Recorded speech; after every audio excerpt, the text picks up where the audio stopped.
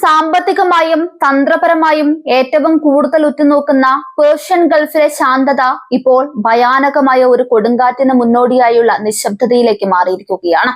ആഗോള എണ്ണക്കടത്തിന്റെ സിറിയായ ഹോർമുസ് കടലിടുക്കിൽ ഇറാന്റെ ഇസ്ലാമിക് റവല്യൂഷണറി ഗാർഡ് കോർപ്സ് നാവികസേന അപ്രതീക്ഷിതമായ ഒരു പ്രഖ്യാപനം നടത്തിയിരിക്കുന്നു. മേഖലയിലെ നാവിക ഗതാഗതത്തെയും സുരക്ഷാ ചട്ടക്കൂടിനെയും പാടെ മാറ്റിമറിക്കുന്ന ഒരു പുതിയ നിയമസംഹിത നടപ്പിലാക്കാൻ പോവുകയാണെന്നാണ് ഇറാന്റെ ഔദ്യോഗിക സൈനിക വിഭാഗം അറിയിച്ചിരിക്കുന്നത്. ഈ നീക്കം കേവലം ഒരു പെട്രോളിംഗ് പരിഷ്കരണമല്ല, മറിച്ച് മിഡിൽ ഈസ്റ്റിലെ അമേരിക്കൻ സാന്നിധ്യത്തിന് നേരെ ഇറാൻ തൊടുത്തുവിടുന്ന ശക്തമായ വെല്ലുവിളിയാണ്. ഈ പ്രഖ്യാപനത്തിലെ ഏറ്റവും ഞെട്ടിക്കുന്ന വശം ഈ നീക്കത്തിന് പിന്നിൽ ഇറാന്റെ പരമോന്നത നേതാവായ അയത്തുള്ള അലി ഖമേനിയുടെ മകൻ മൊജ്തബ ഖമേനിയുടെ നേരിട്ടുള്ള ഉത്തരവുണ്ട് എന്നതാണ്.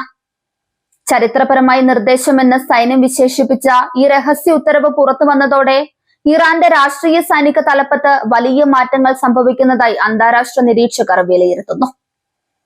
മൊജ്തബ ഖമേനിയുടെ പേര് ഇത്തരം ഒരു സൈനിക നയത്തിൽ ആദ്യമായി പരാമർശിക്കപ്പെടുന്നത് ഇറാന്റെ ഭാവി നയങ്ങൾ കൂടുതൽ കടുത്തതാകുമെന്നതിന്റെ സൂചനയാണ്. വിദേശ ശക്തികളോട് ഒരു തരത്തിലുള്ള വിട്ടുവീഴ്ചയും വേണ്ടെന്ന കർക്കശമായ നിലപാടാണ് അദ്ദേഹം മുന്നോട്ട് വെച്ചിരിക്കുന്നത്. പേർഷ്യൻ ഗൾഫിലും ഹോർമുസ് കടലിടുക്കിലും കാലങ്ങളായി അമേരിക്കൻ യുദ്ധക്കപ്പലുകൾ പെട്രോളിംഗ് നടത്താറുണ്ട്. എന്നാൽ പുതിയ ചട്ടക്കൂട് പ്രകാരം ഇറാന്റെ അനുമതിയില്ലാതെ ഈ മേഖലയിൽ പ്രവേശിക്കുന്ന ഏതൊരു വിദേശ സൈനിക കപ്പലിനെയും ശത്രുപക്ഷത്തായി കണക്കാക്കാനുള്ള അധികാരം നാവികസേനയ്ക്ക് ലഭിക്കും. ഞങ്ങളുടെ തീരപ്രദേശങ്ങളുടെ സുരക്ഷയും ദേശീയ താൽപര്യങ്ങളും സംരക്ഷിക്കാൻ ഞങ്ങൾ ബാധ്യസ്ഥരാണ് എന്നാണ് IRGC നാവികസേന പുറത്തിറക്കിയ പ്രസ്താവനയിൽ ആവർത്തിച്ച് വ്യക്തമാക്കുന്നത്. ഹോർമുസ് കടലിടുക്കിലൂടെയുള്ള ഓരോ കപ്പലിന്റെയും സഞ്ചാരം ഇനി മുതൽ ഇറാന്റെ സൂക്ഷ്മമായ നിരീക്ഷണത്തിലായിരിക്കും. ഈ സൈനിക നീക്കത്തിന് മറ്റൊരു തലം കൂടിയുണ്ട്. കഴിഞ്ഞ ഏതാനും ആഴ്ചകളായി ഇറാൻ തീരങ്ങളിൽ വിദേശ പടക്കപ്പലുകളുടെ സാന്നിധ്യം വർദ്ധിച്ചു വരുന്നതായി ഇറാൻ ആരോപിച്ചിരുന്നു. ഇതിനുള്ള മറുപടിയായാണ് തങ്ങളുടെ നാവിക നയത്തിൽ മാറ്റം വരുത്താൻ ഇറാൻ തീരുമാനിച്ചത്. മേഖലയിലെ സുരക്ഷ ഉറപ്പാക്കാൻ ഇറാൻ സജ്ജമാണെന്നും അതിനായി അയൽ രാജ്യങ്ങളുമായി ചേർന്ന് പുതിയൊരു സുരക്ഷാ സഖ്യം രൂപീകരിക്കാൻ ആഗ്രഹിക്കുന്നുവെന്നും അവർ പറയുന്നുണ്ടെങ്കിലും യഥാർത്ഥ ലക്ഷ്യം അമേരിക്കയെ ഈ മേഖലയിൽ നിന്ന് തുരത്തുക എന്നത് തന്നെയാണ്. മൊജ്തബ ഖമേനിയുടെ ഇടപെടൽ ഇറാന്റെ സൈനികരിലും കമാൻഡർമാരിലും വലിയ ആവേശമുണ്ടാക്കിയിട്ടുണ്ട്. ഹോർമുസ് കടലിടുക്കിലൂടെയുള്ള എണ്ണ വിതരണം തടസ്സപ്പെട്ടാൽ അത് ആഗോളതലത്തിൽ വലിയ ഇന്ധന പ്രതിസന്ധിക്ക് കാരണമാകും. ലോകത്തിന്റെ വിവിധ ഭാഗങ്ങളിലേക്കുള്ള ക്രൂഡ് ഓയിലിന്റെ 1/3 ഭാഗവും കടന്നു പോകുന്നത് ഈ ഇടുങ്ങിയ കടൽപാതയിലൂടെയാണ്.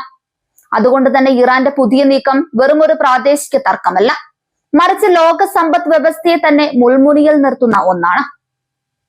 അമേരിക്കയും നാറ്റോ സഖ്യകക്ഷികളും ഈ സാഹചര്യത്തെ അതീവ ഗൗരവത്തോടെയാണ് കാണുന്നത്. ഏതെങ്കിലും തരത്തിലുള്ള പ്രകോപനം ഇറാന്റെ ഭാഗത്തു നിന്നുണ്ടായാൽ ശക്തമായി തിരിച്ചടിക്കുമെന്ന് അമേരിക്കൻ നാവികസേനാ വക്താക്കൾ ഇതിനോടകം മുന്നറിയിപ്പ് നൽകി കഴിഞ്ഞു. അതേസമയം ഇറാന്റെ കമാൻഡർമാർ പറയുന്നത് തങ്ങൾ അന്താരാഷ്ട്ര നിയമങ്ങൾ പാലിച്ചുകൊണ്ട് മാത്രമേ പ്രവർത്തിക്കൂ എന്നാണ്.